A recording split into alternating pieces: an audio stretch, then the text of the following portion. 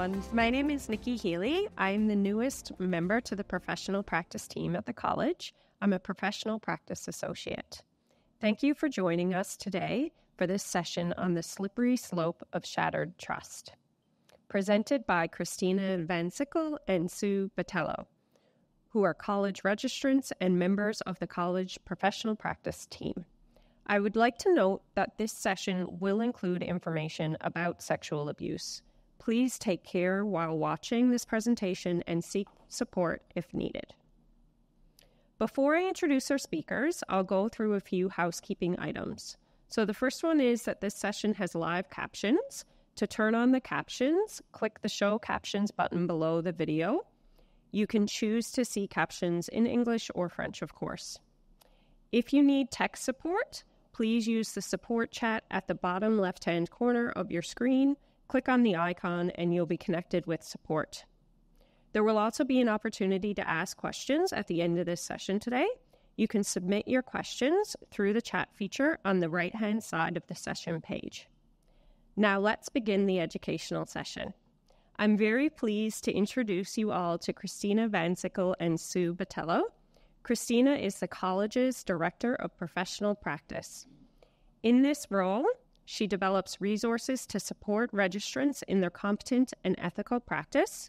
She oversees the college's continuing competence program, conducts outreach, offers and facilitates frequent presentations and consults, and also promotes collaboration with numerous community members. Christina has worked in a variety of areas in her profession, in geriatrics, mental health, substance use services, and private practice. She has wide-ranging leadership experience and has developed and taught several courses. Sue Botello is one of the college's professional practice associates. In this role, Sue promotes the values of ethical and accountable practice by providing registrants with support regarding interpretation and the articulation of the college's standards of practice and code of ethics. She contributes to developing college resources and presents to registrants, prospective registrants, employers, and the public. Sue has worked in children and adult mental health services, child protection, developmental services, and various community-based programs. She also developed social and organizational policy and has taught classes and developed curriculum. Please join me in welcoming Christina and Sue. Thank you, Nikki. Good morning, everyone. As mentioned, my name is Christina Van Sickle, and welcome to today's presentation. In our presentation today, we will be using Mentimeter. It is an online tool where people are welcome to go to the website that is on the screen right now, www.menti.com. And you're going to use the code that is on the screen right now, 76839577. And you can log into that using the device that you're watching this on today, or you can use your phone. And this is a way that we're going to be able to have some interaction for our presentation today, because we're curious to hear your thoughts. We're curious to take up some of these really complex ideas that we're going to be looking at today. What we will be doing is exploring a slippery slope storyline with examples of how behaviors can lead to sexual misconduct. And for those who have been following college information for some time, you will have noted that pretty much every time the college has a platform these days, we're trying to let people know that we've had a significant increase in the complaints received from clients about sexual abuse. And so this is an issue we're taking very seriously, and it's one that we want to talk to people about frequently. And our presentation today is to show the slippery slope, because this is often a little bit of a more amorphous, difficult pattern of behaviors that can lead to sexual misconduct. And so it's a 7-part scenario that we're going to be looking at today. And we just really want to preface this by saying as well that we're going to be introducing facts of the scenario, usually looking at a Mentimeter to discuss it, and then discussing what the registrant in our scenario chose to do. We are not endorsing what the registrant chose to do in these scenarios, that these are not what the college would suggest that you do, but it's something that the registrant in this specific scenario chose to do, and we will take that up as we go. As always, we want our registrants to understand that the best interest of the clients is our primary professional obligation, and that we always want to make sure that we're working according to the Code of Ethics and Standards of Practice to ensure that the minimum requirements of professional and ethical conduct are being met. So, talking about this conversation, we'd be remiss not to start it and ground it in a conversation about boundaries. And just to see what it says on the slide here, we talk about the fact that college registrants shall establish and maintain clear and appropriate boundaries for the protection of clients in all aspects of professional relationships. Boundary violations include sexual misconduct and other misuse and abuse of the registrant's power. Non-sexual boundary violations may include emotional, physical, social, and financial violations. College registrants shall not engage in situations in which the college registrant ought to reasonably have known the client would be at risk in any way. So we really wanted to highlight this. This is found in the Standards of Practice. It's in Principle 2, Competence and Integrity, and it's Interpretation 2.2.1. And we really want to lay this as the foundation to make sure that when we're talking about these client scenarios today, that we're continually thinking about appropriate boundaries for practice. We also are taking this from one of our practice notes, that what is the definition of slippery slope? What are we talking about when we say the slippery slope? And as a side note, interestingly enough, I was having a conversation with a group of clients the other day, and they weren't a big fan of this term. We didn't have another term to come up with to replace it, but I think it is a term that a lot of us in practice understand.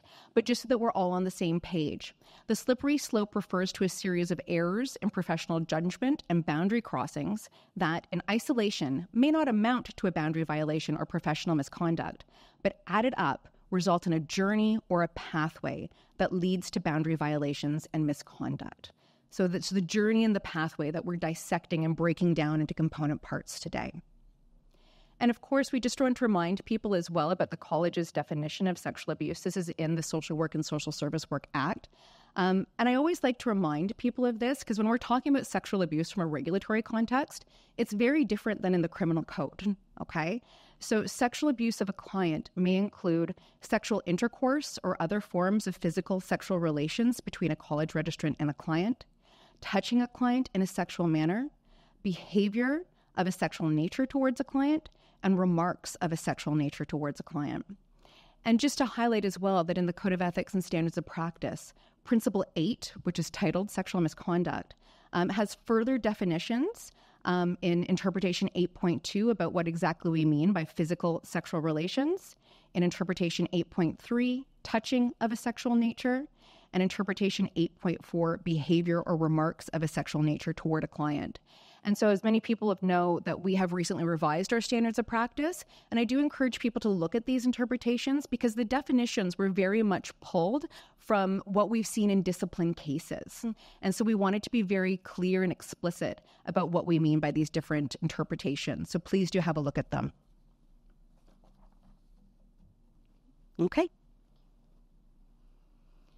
Okay, so as Christina mentioned, we're talking about a scenario. So a general scenario, and within that scenario, we're going to be breaking it up into different sections of those scenarios. And we've numbered them. We're going to talk about each specific type of circumstance that a registrant would consider what their decision would be in that particular case or what their judgment may lead to. So we have a general sort of understanding of what's happening here at the beginning. So we are beginning with the fact that there's a registrant, of course, who is in private practice, and their business hours are between 10 a.m. and 6 p.m. So we know that about the registrant. And then the client, we have information that, again, will kind of carry through as we go through each scenario. So the registrant the client has these presenting circumstances or issues that they're bringing to session or to the therapeutic meeting. So they are receiving treatment for trauma. We know that they're divorced with a young child and they're dealing with stress from a high conflict divorce. They're exploring their prior difficult relationships and how they relate to this current situation that they are getting support for. And also that they are seeking support for low mood, coping skills, and parenting strategies. and that they are specifically requesting evening and weekend appointments. So this is what we know about the beginning stages. And we will continue, as was mentioned, to build upon this scenario through the presentation with the foundational information, of course, that Christina has discussed. So first, we are going to look at the fact that there is a question about providing services potentially outside of office hours. So we thought we'd start right away with the Mentimeter, as was described by Christina, and we have people already putting up putting up their responses, which is great. So the question is, when is it appropriate to schedule appointments outside office hours? So it seems like the biggest word, or the most commonly documented word here, is never. And then crisis. So we have those two that are actually similarly in size, meaning they're getting the most documented, responses here. But it keeps changing. And so other things is when I'm able to, when it's allowable, depends on schedule. We have client availability, almost never, not alone, necessity. So we do, we're getting a lot of great input. Thank you so much, everybody, for being so interactive, right away. We really appreciate that. And these are the kinds of conversations that we want to make sure that we're having. Is there any other? Okay. Yeah. All right. So in saying that as well, we have what's coming up here. A lot of what is here is very, very important to consider. And we know that there are boundaries. We always have to consider the boundaries when it comes to deciding if you're going to have the appointment outside of office hours. And it's also important, if you have someone in a management position or a supervisor, you want to get approval. You can't just do these things in isolation, right? You want to make sure that you're informing people that you're working for. You want to also document that you have decided perhaps to do an appointment outside of office hours, but you also want to be able to document and be clear about that, and also ensure that it sort of fits the client's care plan. Okay, so we do appreciate that. Now we want to talk about what actually ended up happening in this case. So as Christina mentioned, we've got the scenario, and then for the most part, we're going to talk about what the decision of the registrant was. So in this case, we have that the client prefers to meet in person and feels that it is most convenient to connect with the registrant after 8 p.m. when their child has gone to bed and they can get childcare, because they'd like a face-to-face session. And we also know that the registrant has agreed to that. So the registrant will see the client at 8 p.m. Okay? All right. You got Christina coming. Fantastic. So we've started to set our scenario a little bit. We know that the registrant and the client have an agreement that they're going to meet outside of office hours. Okay. Step 1. Part 2. They're talking about how to text and communicate with each people. So as part of the client's treatment, they've agreed upon the fact that the client's going to be doing some cognitive behavioral therapy, or CBT, worksheets. And so the client has been working on these skill sheets outside of office hours and has emailed them to the registrant. The registrant outside of office hours confirms receipt and comments on the client's progress. The client then responds to the registrant's feedback via text, and it's a very casual interaction with the registrant. And so we're curious, asking our participants today, there we go, that is it appropriate to have casual communication with clients outside of a session? Whoa, that came in quick. And so we're going to wait and to hear about what people's thought processes are. Because, I think there's sometimes in session that we may have the conversation about, what happens to each other if we bump into the grocery store conversation, right? I will not approach you. I will wait if you choose to approach me. If you do choose to approach me, I will say hello and be polite, but I won't reveal how we know each other, et cetera, et cetera. I will allow you to, approach with that conversation. And so those can be certain things that we do talk about, and we should talk about in session, because again, it's about how to establish and maintain appropriate boundaries. But what we're hearing from people is that most people who've gotten is that it's not appropriate to have casual communication with clients outside of a session. One person says yes. And I mean, there is maybe an opportunity if we're living in a rural or remote area, because we see people saying sometimes that there may be a contextual piece that happens with this, that maybe you do live in a small community and you might bump into each other and have a casual conversation.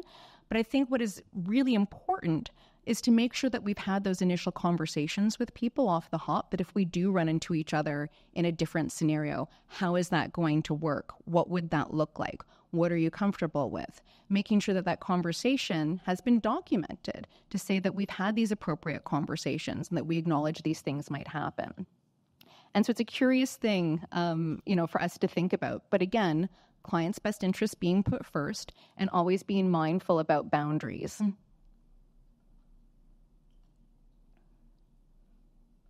So our registrant made the decision at the end of our scenario part 2 that they responded to the client's text, and it led to a casual conversation. And this conversation continues during and after office hours. And so we know that this can be a step towards boundary crossing, and the registrant should be very thoughtful if they choose to engage in this way. Moving on. Okay, so we've got an established time to meet and we have some casual conversation happening. And so now we're talking about what we've defined as self-disclosure in session, or when they're meeting for any therapeutic meetings outside of a casual conversation. So at this juncture, we have the registrant deciding that they're actually going to discuss their own divorce and their own experience and how personally they can relate to the client and what they're experiencing. And we also know that during this time, the topic of conversation seems to focus more on the registrant's life and experience of divorce than the client's. So this is the tipping point where the registrant may be taking over and dominating the conversation during their sessions.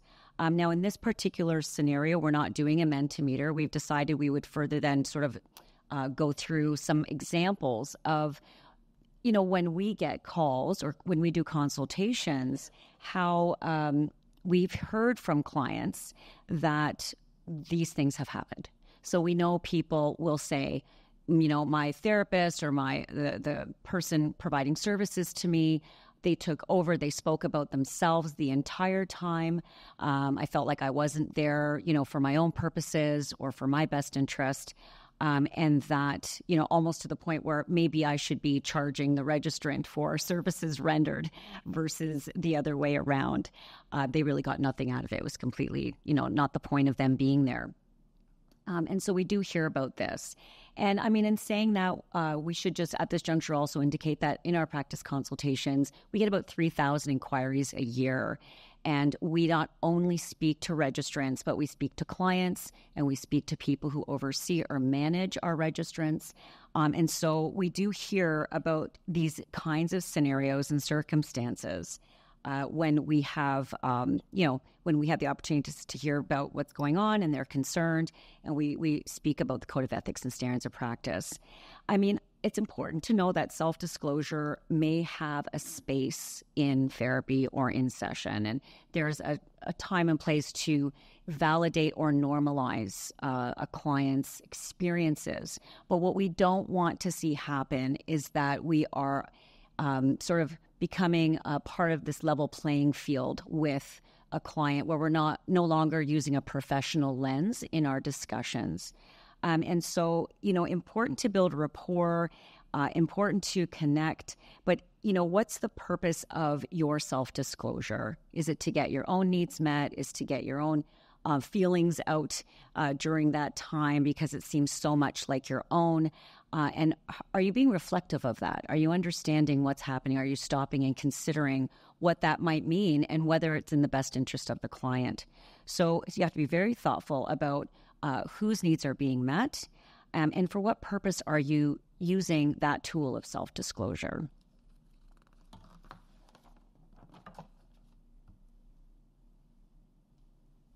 So moving on, we titled this part of the case study, familiarity. And this is sort of a qualitative analysis that we conducted just of our own experiences of receiving consultations from registrants and clients and employers, and also even some discipline cases. We chose to use the term familiarity. It's a little bit different than self-disclosure. And we can see that what the registrant is trying to do in these scenarios is to be friendly beyond professionalism for no therapeutic purpose. And it's a step towards letting down the professional guard or the professional veil. And so to use our term familiarity, the registrant and the client start making comments and jokes that aren't appropriate to the professional context. We've also heard it as well where the client, or the registrant rather, swears liberally in session. And now, it may be appropriate to swear during session. We're not here to tell you that you can't. Certainly, that may be how the client chooses to communicate, and it may be what's comfortable for them. And certainly, in a response to a client or reflecting back to them, you may use their language when doing so. And that makes sense. It's appropriate within the professional context. What we're talking about here is something that goes much more casual than that, something that may be a way that you'd behave or talk in a social setting, or with people who you're close to. So this is, like we say, the liberal swearing, not using it strategically and appropriately as per the professional setting. And we can also see, too, that the client here is trying to relate on a personal level and create a bond with the client, that this is sort of the purpose of the familiarity, is to start to develop those feelings of even intimacy that you can get between people with whom you're close with. And not intimacy even necessarily like the sexual type, but just even the friendship type that we can have between those in our lives who are close to us on a personal level.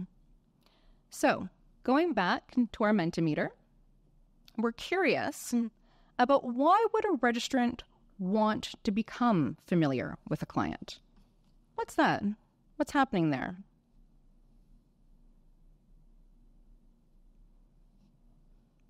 Nobody has any idea why a registrant would want to become familiar with a client. It's a word.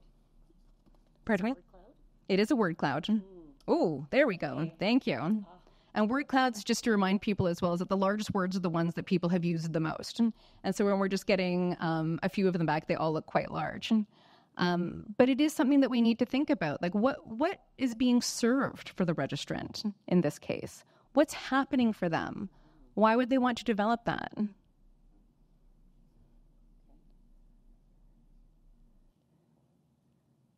Did you see nefarious?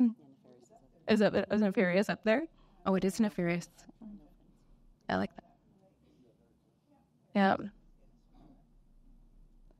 So rapport, people are lonely, looking for connection, trying to build rapport. It could be a misguided attempt at building rapport.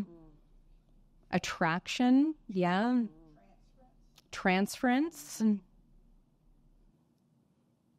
Any ideas in the audience here today why people might try to become familiar? Any thoughts?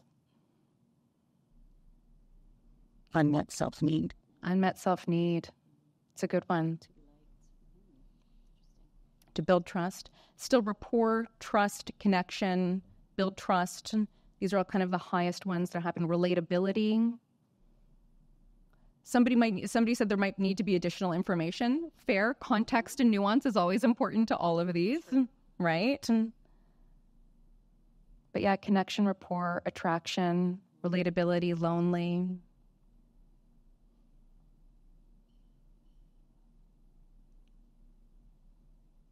Okay, I think it's kind of slowed down. Oh, no, we're still going a little bit, but I think it's slowed down. I think that we can still see that attraction, relatability, building trust, connection, rapport, these are the big things that people are really letting us know about. Therapeutic bond, trusting relationship, enhanced connection. These are things that people could be trying to think of or hoping for with trying to become familiar. Excellent. Thank you for your engagement. Ooh, thank you. So in this scenario, the registrant is trying to make a personal connection with the client because they miss having a partner in their life. The registrant shows pictures of their own family and discusses how well the client seems to be doing under their own circumstances. And together they discuss past relationships that are completely unrelated to therapy. They also share their hobbies and interests with each other and like the same songs, movies, and activities. And so really, thinking, and I think our word cloud really started to illuminate some of this as well, is that we really need to be reflecting upon, like, what are my rewards in this situation? How am I benefiting? What am I getting out of this, right? Asking ourselves, how will I know that I'm working in the client's benefit and not mine? Such an important question that I think we often have to come back to again and again throughout practice.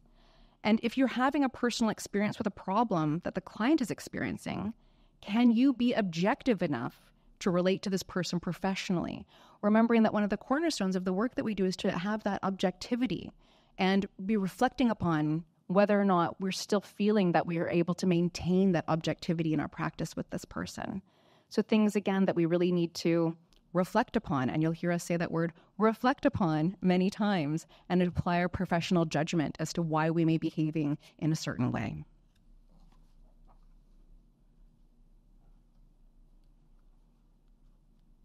Okay, so moving from familiarity, we also know that there may be some opportunity or time where gift giving might come up. And so we felt that this was an important piece to discuss as well, as people are, moving through building an attachment or a relationship. In this case, there's, some movement towards getting to know each other better and familiarity. And so we're talking about this particular time frame here where the client attends session and decides to provide a rose quartz bracelet to the registrant, indicating that that's a token of affection. So starting to really maybe verbalize their connection, articulating their expressions of affection or interest. And then as well, it's a thing here that the registrant and the client, they have birthdays kind of close together. And so they said, well, wouldn't it be nice if we agreed to exchange birthday cards? So this is another aspect that, may occur in session. And we are going to look at a Mentimeter. So we're looking at what gifts, this is the question, what gifts of nominal value are appropriate to receive from clients. So we do have a ranking question. As you see here, there's token of thanks, there's item of cultural value, there's the holiday gift, and there's item of personal value. So we'd like to hear or see from people what they would consider as appropriate in terms of a nominal value gift and why. Okay. Got some coming up here. Token of thanks is coming up pretty hard. And we've got item of cultural value and holiday gift. Those, seem to be sort of almost, I want to say a neck and neck kind of, but they're quite, they're getting good responses almost equally. And then we have the item of personal value down at the fourth rank. But we do see the token of thanks coming up pretty strong. An item of of cultural value. And the key here is looking at nominal. That's the first thing here. So we did sort of decide purposefully to use these words in this question because it is something to consider when a gift is being given. It's a nominal value gift. It's not a $50 gift card or, something that is an expensive item. And so there may be times where that is something that clients will provide. And then the other thing is, maybe a client decides to offer you a coffee or bring a coffee to you. Now, in and of itself, that isn't some concerning, action. But if it's every time or it's constantly bringing more along the way with the coffee, it becomes a bit more of a pattern, then you might start to see that there is more of an affection type of emphasis to that kind of a gift. And then we know that there are offers of thanks that are provided. So it could be a card or coffee, as we mentioned. Then we have the item of cultural value, which is really significant because we know that offers of a cultural nature are very significant to certain individuals, and they would like to demonstrate their thankful, appreciation of what you're helping them with. And that should be something to really consider with respect, and to understand that some people may take offense if in fact you don't accept that offer of that item of cultural value. The item of personal value is, rightfully in the fourth rank, because now you're sort of bordering on people's personal life. They say that we were talking about this. We were joking about giving the person a framed picture of yourself, putting up, to put on your desk. So those are the kinds of things. It's like, well, this is important to me, or, something that they've had for many, many years, and they think they're going to kind of hand it to you and in demonstration of affection. So thank you for the input on that. So what was the registrant's decision? So we're going to go back to that, and we see that the registrant's very pleased with the rose quartz bracelet, very grateful, really accepts it with appreciation, and understands that it's meant as a token of affection. And then we also know that they end up exchanging birthday cards, but beyond that, the registrant decides they would take it a step further and give the client a mug that says, "Hey, lovely," on it. So we're getting down to, some more direct demonstration of affection, if you will. Okay, and we know that there are references to gift giving in the standards of practice. So when we look at a principle 6, which is fees, 6.4 says that college registrants may accept culturally relevant recognition for services as long as those services adhere to college standards and do not put the registrant in a conflict of interest. So as we've already kind of discussed that. And then in principle 8, which of course is sexual misconduct, 8.4 is quite lengthy, but in terms of the highlights for this particular scenario example, it does say that behavior or remarks of a sexual nature would not include anything that is amorous or romantic, seductive or suggestive. And in addition to that, we want to talk about gift giving here as well. So we talk about giving gifts other than giving or receiving a culturally appropriate gift of nominal value. Those words again. That would also could demonstrate interest of a sexual nature. And actually, in the principle 8.4, we also talk about arranging sessions off-site or outside of normal business hours. So we want to kind of swing that back to the very beginning of our scenario. So that's an important piece as we move along in our scenario. And then Christina's going to talk about part 6.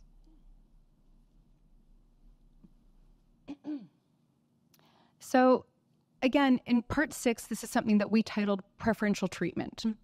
And so we have, again, heard about this through our interactions with clients and with registrants and looking at discipline cases. And so in this scenario, the registrant is telling the client how great they look and that they're a very special person, explains that they look forward to seeing the client and think about how they're doing, and thinks about them and how they're doing in between sessions, considering how their partner is making their life so difficult, and ask the client if they want additional sessions, and we'll let them know if there's a cancellation so that they can book those additional sessions. And again, just want to highlight here too that there's nothing necessarily wrong about telling your client they're a very special person in and of itself, but I think what we're looking at here is the greater context of the case study that we're building. So we're again going to take it back to the Mentimeter, and we want to look at what reasons there might be for a registrant to give a client preferential treatment. And we've talked about countertransference, we've talked about lack of supervision, lack of insight, or any other ideas. And again, this is another ranking question that we have. And there we go. It's interesting how it all comes through at once. There's about a few second delay, and then we really see them come through. And we went back and forth when we were developing this presentation as well about how to choose the different ranking options. Because we discussed loneliness or sympathy or feeling sorry for the client, which are some of the responses that we saw earlier when discussing familiarity. But we realized that loneliness, sympathy, feeling sorry for the client, all of these things could be seen as a justification for conduct, and that's not the case. And really what all of these things are is countertransference, and a countertransference that the person isn't accounting for or being accountable for. And if countertransfer exists, then we know that registrants need additional support and awareness. And so that's why you see the terms that we have here. And likely, again, as you can tell from my remarks, that countertransfers is the number one, but there's a combination here about the lack of insight and the lack of supervision. And oftentimes when we've seen this at the college, it's the perception that you're desiring to give preferential treatment to the client as good intentions. But it's always countertransference at the end of the day, combined with, as our participants have let us know, a lack of insight to the fact that you're experiencing countertransference, and oftentimes a lack of supervision as well. Although we will talk about supervision again a little bit, because supervision can also be used inappropriately, and that people choose not to explore their countertransference appropriately in supervision.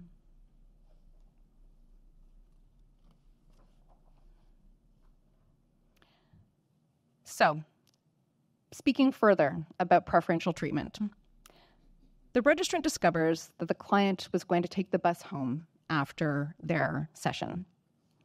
And the client and the registrant not only have birthdays close together, but they happen to live close together as well. And so the registrant says, hey, how about I offer you a drive home? And the client says, that would be great.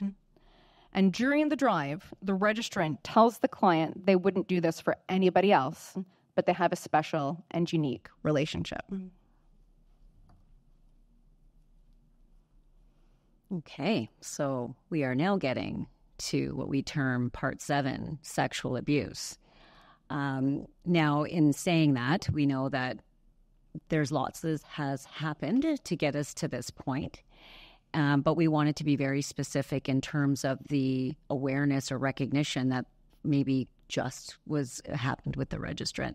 So we see in this particular slide here that the registrant drops the client off. The registrant suggests, hey, we live so close to each other, we should go for walks together. That would be great. Let's plan that. The client thinks that's a great idea. And then, again, further articulates an expression that they've actually been fantasizing about the registrant, really feeling that they are physically attracted, sexually attracted at this point. So the registrant hears that and then proceeds to say, I also, I find you very attractive. So here we are, and we're in the car, and we're, going to drop the client off, and then the registrant decides that they're actually going to try and lean in and kiss the client, and pulls back at the last second and says, oh boy, I shouldn't be doing this, right? So this is where we're at. This is where things come to a head, right? So our Mentimeter is just, there it is. The question is, did the registrant sexually abuse the client? And we have numbers coming in. That is, starkingly yes. Yeah, I'll just let that kind of grow maybe a bit and let people reflect and, reflecting on what's brought the registrant to this point and what's happened now at this end result. So we know that sexual abuse has occurred. Sometimes it's more obvious in earlier stages where we've seen even in discipline outcomes that the client or the registrant says, oh, you look great in that dress, or remarks about their physical appearance. So the discipline outcomes are there. They're available on our website. You could read some of the ways that registrants have described their feelings or their interests that are more starkly obvious than maybe our scenario today. But at the same time, there can be this sort of insidious growing build up of relationship, intimacy, boundary crossings, etc. So we always have to say, what are our professional boundaries? What's happening here? And using that reflection is a very important aspect of that. So what are we at? We have 7 no's. Okay. Well, we do think that establishing, all the steps that we have laid out today, that sexual abuse has, in fact, occurred, because we know that even though it's not a physical kiss, it didn't actually happen. It's not just physical, right? And the description and definition of sexual abuse is in Principle 8. So to keep that in mind, and there's quite a detailed list of things that would be defined as sexual abuse. And throughout, the scenario today, we've set those examples out there for you to consider. Although, as Christina mentioned, it's in context, right? So there are certain things that, out of context or for different purposes or reasons for client care or interaction or intervention might be suitable. But typically, as we're building this scenario, we're realizing sexual abuse happened and it didn't just happen here in the car, right? So what we wanted to consider here is, what would the registrant's decision be? And we know that, the person pulled back and said, this is not right. Like, they, wake up call here. And so the registrant realizes that they have crossed the boundaries, and that this cannot be handled in a therapeutic relationship. So it's like too late to even consider that there would be any effective place in that registrant's service that would be helpful any longer, right? They decide to terminate services, and they refer the client elsewhere, which can lead to a whole other slew of concerns and issues, because then you have a client who has been vulnerable, who understood things very differently, and now they are seeing this even further as a concern when they're said, sorry, I can't provide services to you anymore. I'm sending you to someone else, right? Now, it's important that the registrant recognize they need to seek supervision, as we mentioned, and that they may need to do counseling themselves at this point as well. So they recognize that. Okay. So then this brings us to the end of our scenario, and really the beginning, or hopefully there was much more reflection that happened earlier on in the stage. But as we've talked about, that being reflective is such an essential part of practice, and applying your professional judgment and always keeping clients' best interests central. And so when we're looking at different reflections and next steps, we really want registrants to be asking themselves some of the following questions. So continually ask yourself if you ever put your own needs before a client's. Do you ever feel uncomfortable disclosing aspects of your practice or conduct with your clients to your colleagues? That can be a real sign. If you don't want to talk about what you've done with a client with someone else, that's something to really reflect upon. Do I avoid discussing certain clients during supervision or misuse supervision to justify my actions with those clients? Something that I touched upon a little bit earlier, that maybe you're avoiding talking about this in supervision altogether. That's certainly a red flag. But also perhaps you are talking about this minimally, got it? And maybe you're using that time to try to justify how you're behaving with the client. So again, something to reflect upon. We also want to know if you are documenting your client interactions or documenting them minimally. Because again, if you're not documenting at all, that's a problem, right? But in the standards of practice, we have a whole principle 4, the social work and social service work record, dedicated to documentation. Or are you documenting in such a way that if somebody else were to come along and read this file, that they'd have no idea what's actually happening? Have you asked the client to keep secrets, right? That's a situation in which we should really never find ourselves. A client should always feel free to be able to discuss whatever they want. Your side is different, obviously, but a client should be able to discuss and not know or feel that they don't need to keep any secrets from what happened in the therapeutic setting. Is the client making sexual overtures or behaving in a sexually provocative manner? Because that's something that you need to reflect upon. Always remembering that it is the professional's responsibility to maintain appropriate boundaries, regardless of how the client is behaving. And lastly, of course, has the registrant developed sexual, romantic, or otherwise unprofessional feelings towards the client? I'll have Sue take up these reflections now. Right. So we've thought about these questions, and, again, it's reflective, and it's continually, like we saw that on the slide before, the 2 slides before, that continually, I think, is a really, really significant word here. You're always checking yourself. And so if you say yes to any of these, prior questions, then you need to develop an appropriate plan. And that could include, of course, seeking supervision and support immediately. So that's the first thing. Determining if the situation can be appropriately and safely addressed in the context of the professional relationship. Now, you heard me saying a couple of slides back that in this particular case, there's just really no possible way that this can be repaired, just the sheer fact that it's led to where it led. However, there might be earlier steps there that you can stop and reflect and have these conversations and decide with supervision and some clarity around your actions and conduct that you can address it in session or with your client. Terminating, of course, the professional relationship if need be, as we mentioned, taking steps to assist the client in seeking alternative services.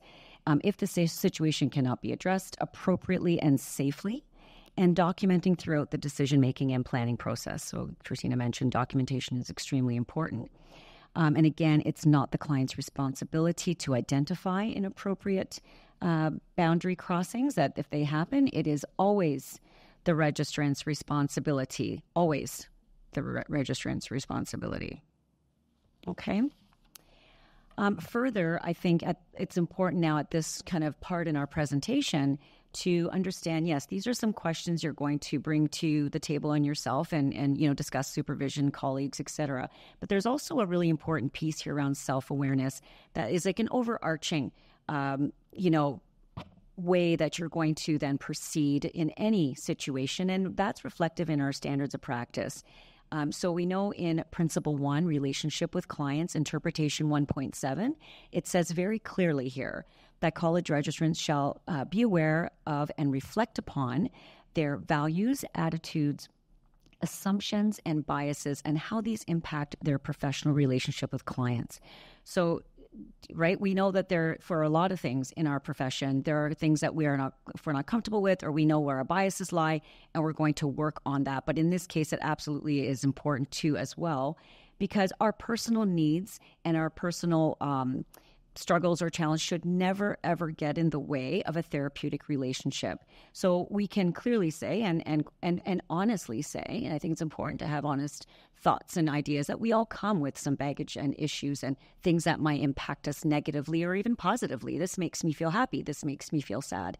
So these are things that we need to constantly consider to maintain healthy practice, and how we want to stay ethical in our practice. Because again, it's got to be the best interest of the client. And how are you getting support for your own issues or care or concern? How does that look for you? And we know supervision, of course, as was mentioned, but also, again, getting your own therapy.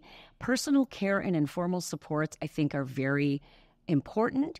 They should definitely not be underrated, because we are getting our validation and our affection and our attention from informal supports, our friends, our family.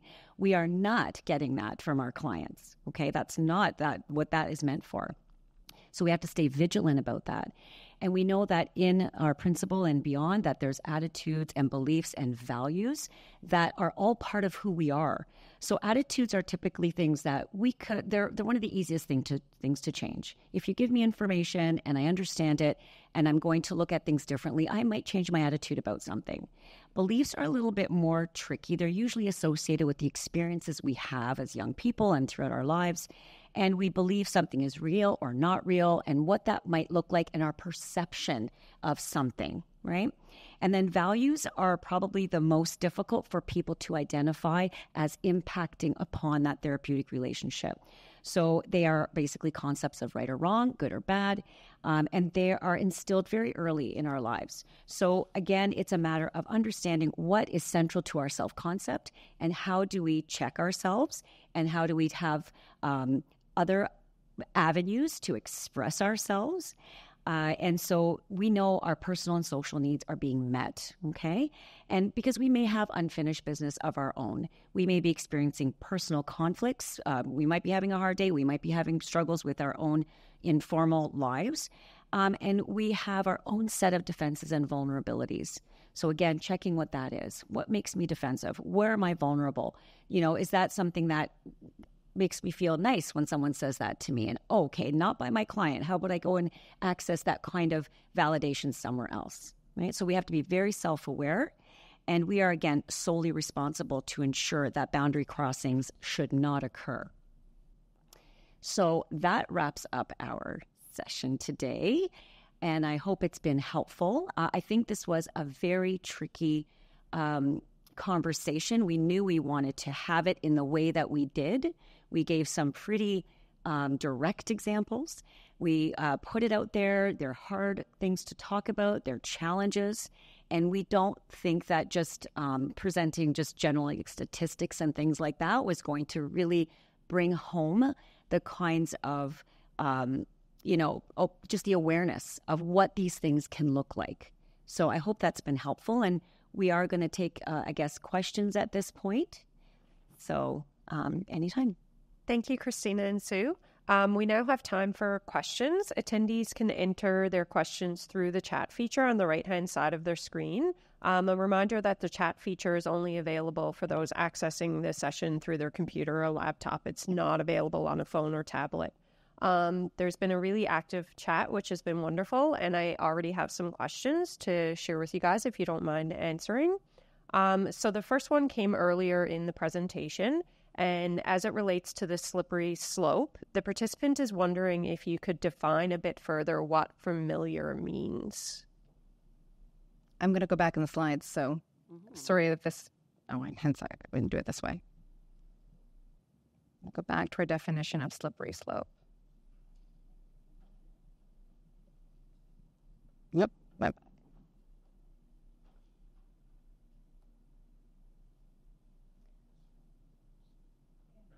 Oh, okay. So the slippery slope, just to remind people, this actually comes from a practice note that has the slippery slope to boundary violations is the title of it. And so the slippery slope refers to a series of errors in professional judgment and boundary crossings that in isolation may not amount to boundary violation or professional misconduct, but added up result in a journey or pathway that leads to boundary violations and misconduct. So familiarity isn't in that definition, but I think what the person is talking about is the scenario 4 that we titled familiarity. And it's a word that we developed because we were looking at the different types of inquiries that we receive at the professional practice department. As Sue mentioned, we receive over 3,000 of them a year. Sometimes they're from clients, most often from registrants. And also looking at some of the discipline cases that the college has looked at. And it was a term that we it's a bit of a qualitative analysis that we developed.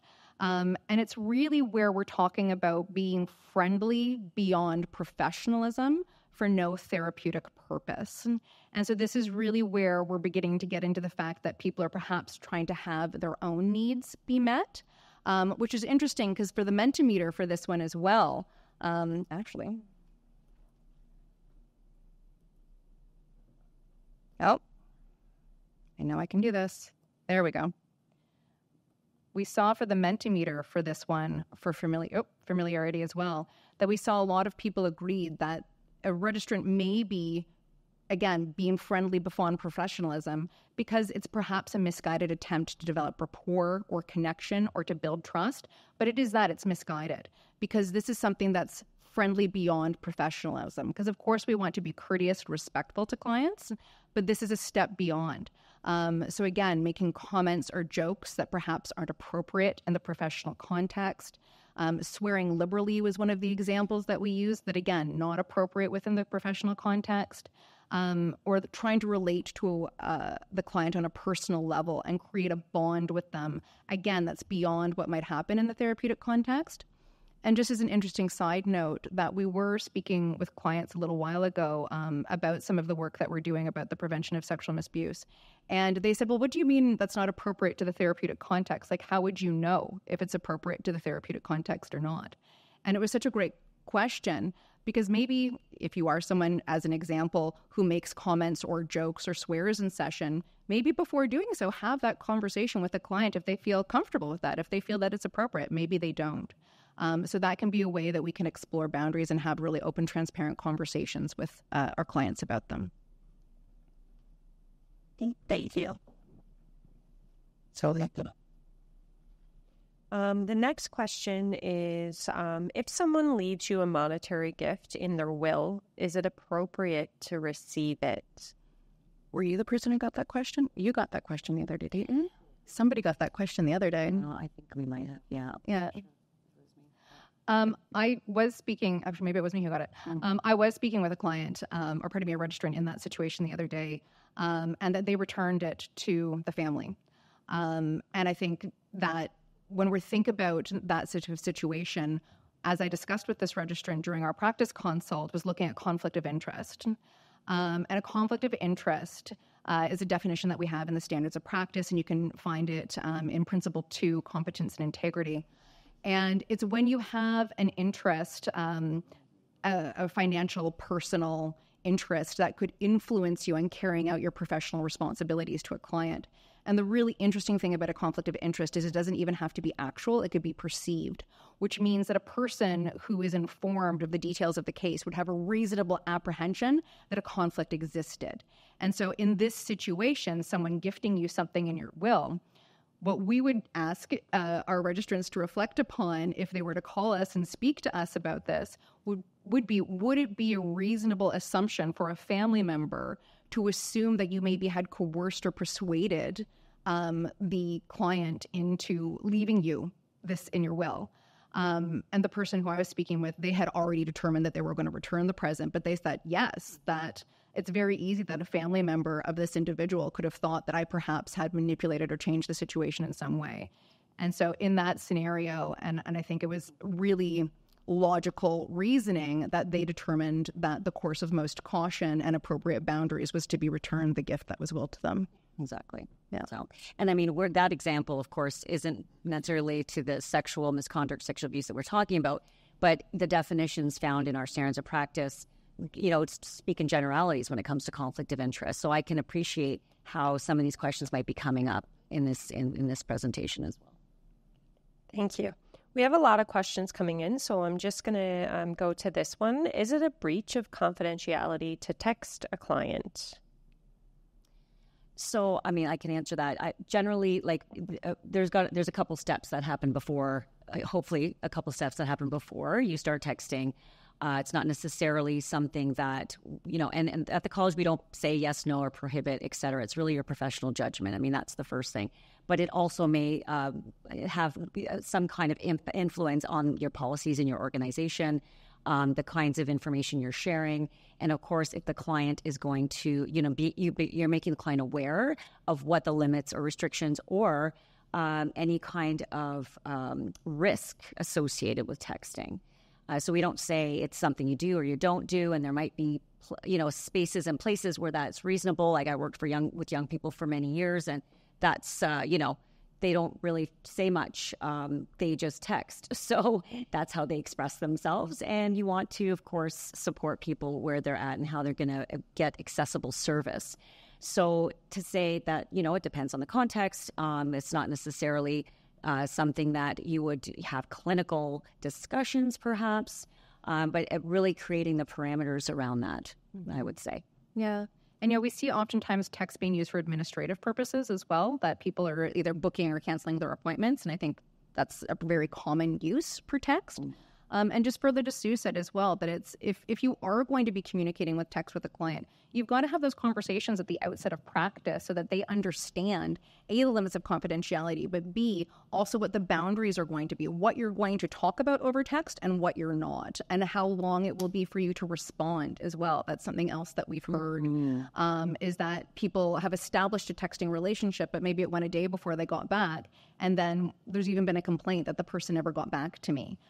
But you didn't establish that boundary at the outset about how frequently you would be checking texts and how often you would get back to them. Yeah. Similar conversation could be had for email as well. And I would add to, in the context of our presentation, when is that texting communication becoming informal or casual, and really continuing to recognize and being aware, because texting, in and of itself is a fairly informal way to communicate. So being vigilant about that. Yeah. Yeah. Thank you. We've had a couple of questions actually come in related to social media on two different sides of kind of the coin. So on one side, a participant was wondering, if clients find you on social media and send a friend request, should you accept or not? This particular participant doesn't, and some colleagues think that it's a bit rigid. So that's one side of the question: should you accept the friend request? And then the other side is it okay for registrants to search for clients on social media? I mean, I can start, and I'm sure that you might have some input as well. So when we talk about these informal ways of communicating and social media being what it is, you're accessing people's lives in ways that you would not normally access in a professional position or a professional circumstance. So creating boundaries around that is pretty significant. Again, you're using your professional judgment. You're making sure, we're not going to say do it or don't. You have to decide at the end of the day. But what we would recognize, and we have some practice notes that do talk about this, that is there a therapeutic purpose? Is there a reason? Or are we becoming informal? Is it becoming, familiar to you? And now you know information about people that, you're bringing into maybe a session, and they may not choose to let you know about some of these things. And all of a sudden you have this information, and vice versa. Like, do you want people to know about your own personal life? And what does that mean going into clinical work with them? And it can create a bias or influence and therefore a conflict of interest. So there's really very few reasons, I would say, to have that, except for the fact that if you're creating a website and you're doing a chat or a blog and you want people to then start interacting on your website, it's got to be professional and formal, then there might be opportunities to send a link or to do things like that. That makes sense for the purpose that you set out. And in terms of searching for a client, I think that's one of our practice notes. So it's something that, again, we would not recommend for the sheer fact that, again, no one has given you permission or consent to start looking people up, certainly not the client. And then you're knowing information about them that I always believe in self-determination. I think that's the driving force of any involvement with somebody. And if they're not ready to disclose something about themselves, why are you looking them up? Like, what's the purpose of that? They should be coming to session and to a therapeutic relationship with you, coming to what they want to talk about and where they're situated. And the flip side of that, if they're asking you to look them up, maybe doing some exploration as to what that's about, right? Like, what purpose does that serve, right? Why are you trying to deepen that that relationship with me in that way? And just further to Sue, also thinking at the outset of practice, either if you're in private practice or you work for an organization, what's your social media policy? And has that been clearly outlined and explained to clients so that they're aware of the boundaries at the outset of practice? If you don't accept friend request, or if you do because it's a professional site, like, that all needs to be outlined clearly at the outset. Yeah. Thank you. Another question that came in was, what should one do when you believe a colleague is going down the slippery slope? Sure. That is a great question. And just to kind of start this conversation with the fact that all college registrants have a mandatory reporting obligation to report another college registrant if they have reasonable grounds to suspect that they have sexually abused a client. So if you have reasonable grounds to suspect a client has been abused, you need to call us. That's kind of do not pass go, do not collect $200. That's what's written in the legislation. If you feel that it's a slippery slope and you're not quite sure, then there's some areas that you have to reflect upon here. Is this going to your manager? Is this talking to them directly? Is this seeking supervision? I think that there's maybe some areas where you could do an intervention, but again, your primary professional obligation in this situation is the best interest of the client and making sure that they're protected. Yeah, and I mean, again, back to that definition that we have, it's much broader than the criminal code definition. So keeping that in mind, that all of those things are identified and defined as sexual abuse, whether they're in isolation or whether they're cumulative, like we've talked about today. And so recognizing whether there is a concern, what does your professional judgment say? And then moving forward from that. And it's funny, I just thought of one more thing that Sue and I had some really interesting consultations about this a while back. And part of the conversation that we had with the individuals is that they weren't sure if sexual abuse was occurring or not. And we likened it to reporting to the Children's Aid Society that it's not necessarily your job to determine if sexual abuse has occurred, right? Same as with child abuse, it's not your job to determine if child abuse have occurred. That's the job of the CAS. And so it's the job of our colleagues in the Complaints and Discipline Department to determine if sexual abuse has occurred. So just to kind of put that out there as well. Thank you. There's some questions around sort of, I guess, the nuances of this. So one of the questions had to do with sort of private practice, you know, when you're servicing clients that work full time, you know, 9 to 5, and they have an evening appointment, would it be considered sort of in that familiar territory when you're scheduling clients in the evening, knowing that that is not uncommon in that field of work? You know, I mean, I think the way that we've described it, it's, you know, you have certain working hours and then you have people who may not fit into those working hours. And especially with virtual practice and things, it gets a little bit more accessible. We know that virtual practice has really opened the door to accessible practice, and people do offer based on a client's, you know, accessible time that they might be on a Saturday or it might be in an evening.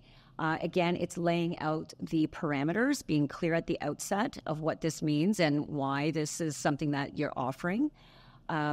And, you know, knowing that it's for a clinical purpose. Like, again, being always self-aware, recognizing, is this for my interest? Is this for the client's interest? And I always say along the way, things can change, or reminding clients all the time, you know, or occasionally, like why you're having these appointments maybe at a different time. And also checking yourself continually to see if anything is starting to impact you where you want to, you know, see the person more often or connect with them more often. Like, why are you continuously seeing them in this way? And if they can have some sessions that does fit your schedule, you know, trying to ask about that, like if they have a day off or if they feel that they can maybe work with you as well, I would say to have those discussions. Thank you. The other question was around sort of registrant's sort of ability, I guess, to meet a client where they're at. So they asked, like, what about situations where the registrant is showing empathy to a client's feelings and emotions within a session? So, you know, is it okay to share with a client that I'm feeling that what this might be like for you, and, you know, kind of show your own emotional response to a client who's present with you in a session?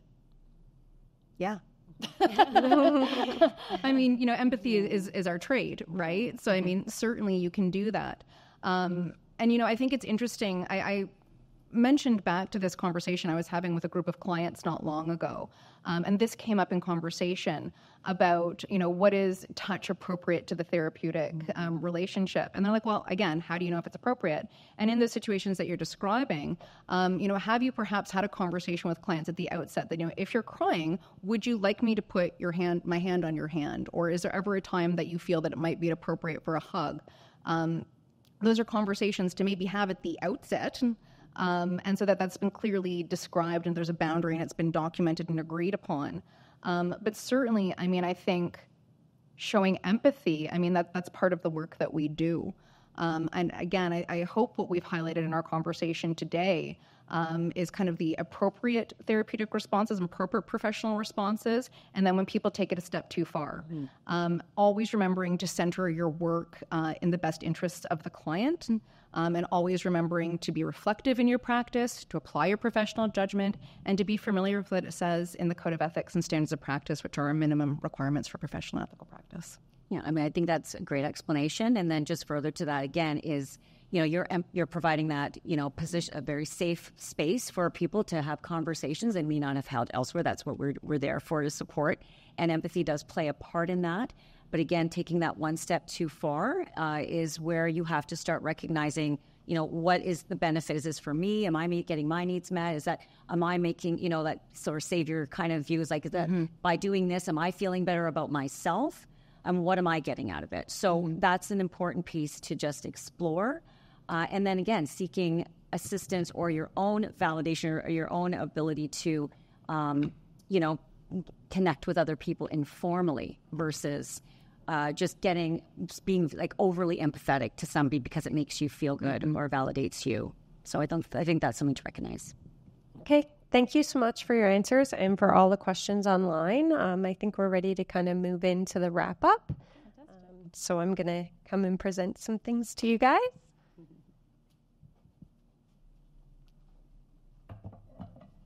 So I want to thank everybody for attending today, and thank you, Christina and Sue, for this wonderful presentation. There was a lot of actually really amazing feedback online, so I just wanted to share that with you. People seem to really enjoy it. I really enjoyed having this, I guess I don't need it, really thorough walkthrough of, a 7-part example. I think that was really helpful, and being able to see kind of how the standards of practice are applied to that case scenario. And the red flags for sure stood out to me, and there were a couple of people online who commented on that as well. So thank you so much.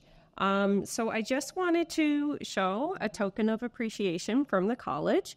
The college has made a donation to the Indigenous Women's Fund of Canada on behalf of you guys for this presentation today. So thank you both.